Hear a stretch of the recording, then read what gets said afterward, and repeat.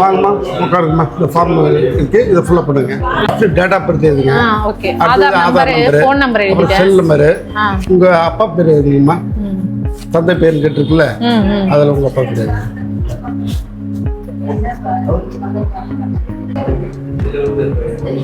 இதில் இந்த டிக்கெட் இருக்குமா, இது அப்பா பேர் இருக்குல்ல, அது டிக்கெட். அடுத்து தாயார் பேர் வந்து உங்கள் கணவர் பேர். வாக்காளர் புகைப்பட அட்டை இருப்பின் அந்த நம்பர், அந்த நம்பர், அந்த ஐடி நம்பர்.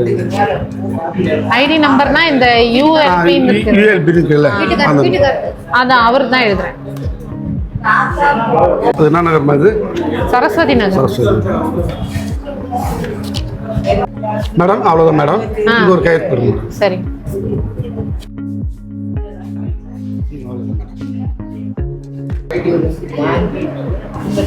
சரி, அவ்வளோதான் மேடம்.